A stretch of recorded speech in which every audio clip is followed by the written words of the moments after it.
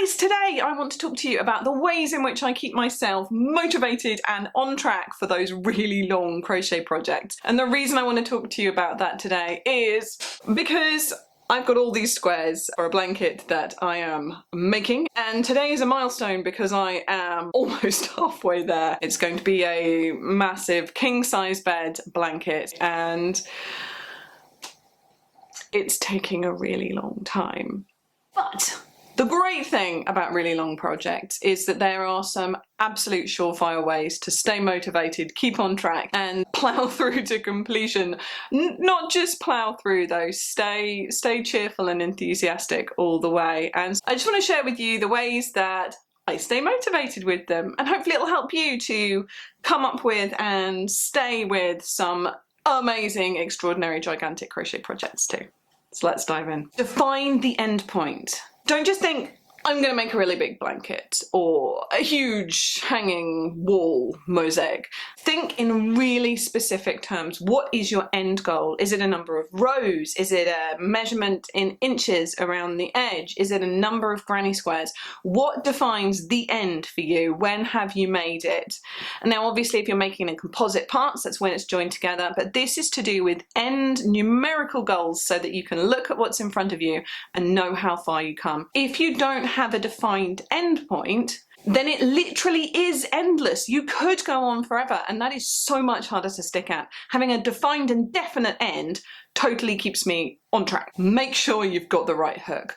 I don't like changing hooks during a project, even if it's to a hook of the same measurement in millimeters. In my experience, there is often a notable difference between a 4mm of this brand and a 4mm of that brand. Even if it's just because the neck is, or the shaft is longer on one hook, so it slightly alters how you're stitching, or your grip slightly different, you need to stay with the same hook, and that means that comfort is an absolute priority.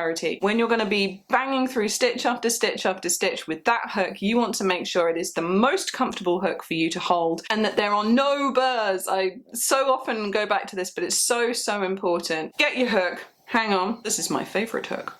Get your hook, get a piece of yarn, run it through the little throat there, backwards and forwards, just to make sure it doesn't stick on anything. Work up a smaller project with the same hook. Use a hook you're familiar with. Just make sure that it is a comfortable and technically useful hook before you begin. You don't want to change hooks, and you don't want to go, oh, I should work on that project, but it's just uncomfortable. So, comfort of hook, really important. Pick your yarn carefully. Now for me, so much of this is about texture. So it's not just how it feels. So for the one that I'm showing you today, just lean across there. It's a Hobie yarn. It's the Happy Place TL Yarn Crafts one, and it's one that I like the texture of. Ideally use a yarn that you've used several times before, that you're familiar with and that you know you like. But if there isn't one that matches the project that's like that, don't worry, just pick it up and have a good old feel and a squidge and a squeeze. Rub it on your face. Make sure that that texture is something you like, and work up a little bit, because there are certain things about different yarns that are frustrating to work with that just mind-blowingly ruin a huge project. Things to look out for are squeak. Some acrylic yarns, not all by any stretch, but some acrylic yarns squeak when you work them. And if you are sensitive to noise things like that, like I am, no.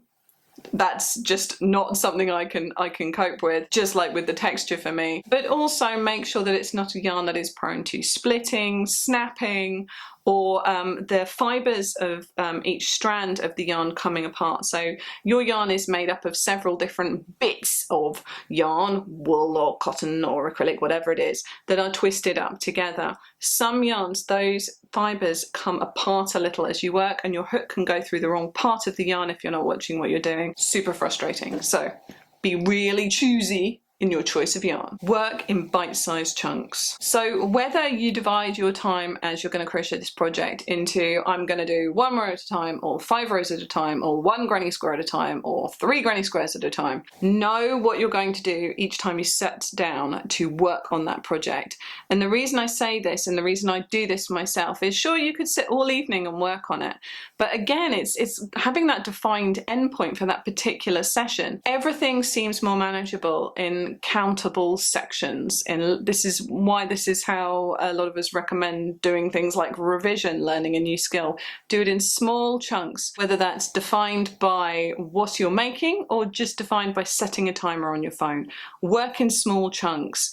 Don't try and sit down and do long haul sessions unless you're totally up and in the mood for that, that's fine. But don't try and sit down and do big sections and break the back of it, because you're not going to break the back of it. If it's a big long project, this is going to take weeks and weeks to make. Sitting down and giving yourself a sore hand through one session, that's not going to help. And in the same vein, create smaller goals. I try to break down this project into balls of yarn. So I'm using 3 different skeins of yarn for each colour, and each time I have finished making as many squares as I can from those 3 skeins. I think it's 10 that I can get from each 3 of them for this size of square. Each time I finish those 10s, I have a small personal celebration. So create small attainable goals and then reward yourself for those goals. So whether it's giving yourself a pat on the back or some squares of chocolate or having a squeeze with your pet snake, whatever it is that you're going to reward yourself for reaching each of those attainable goals, do that. Keep yourself motivated. Take progress photos. I would even recommend starting from the beginning with your skeins of yarn and your hook in a photo, primarily so you don't forget which hook goes with the yarns and which yarns you've used, because again, in longer term projects, that's a thing. But take progress photos and take them frequently. You would be amazed how much more you achieve over a relatively small period of time, like a day or a week. Actually, you've done a whole chunk of work, but because in comparison to the huge end goal of this project, it doesn't feel like you've got very far, looking at those progress photos and going, well, hang on, this week I made this many enormous granny squares, I'm a legend. It's really helpful. Share those progress photos or just conversation about how you're progressing with your crochet friends or crafting friends with empathy for crochet. And if you don't have crafting or crocheting friends, share them on social media. Stick a thing on Instagram, you know, with a tag for what you're making, and let people be cheerleaders for you. They actually, in my experience, genuinely want to. People love celebrating other people's successes, especially when we so empathize this amazing long-term challenge that you're putting onto yourself when you're making a really big project. Share how you're getting on. It doesn't have to be public, it doesn't have to be on social media, it can be a private text or a casual word in the pub. It's not to do with how you're sharing. Just share it with your friends, share it with other people who have the same passion as you. They're going to cheer you on. Don't forget to cheer them on too. It's all reciprocal, it's all good. But it makes a really big difference when you say, look how far I've come in this big project, and they go, yay, you! Amazing! Have other projects on the go. I know, I don't need to say it, you've got 17 other projects on the go. But have other projects on the go. When you've got a big project that realistically is going to take months to make sure that you've got other smaller projects that you're working on too. I mean, you may want to have several big projects on the go, but I would say always have something smaller that you can make to completion within a much shorter period of time on the go as well. Really helps you to stay motivated. It's all about the setting and achieving of attainable goals. And finally, if at all in any way possible, don't give yourself a time limit. Just don't say, because I did it with this. This is my fall blanket. It was to be ready for autumn.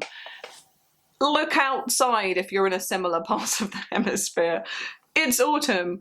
I am nowhere near finished.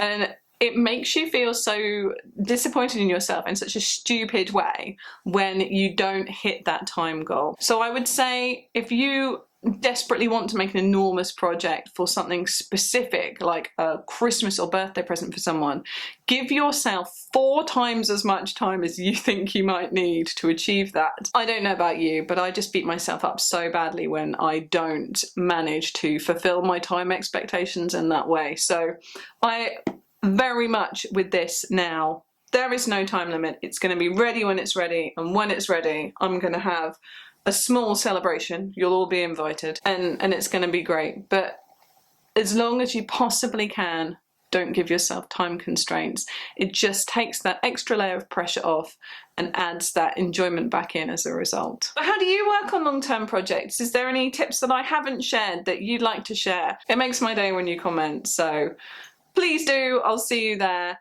and happy crocheting!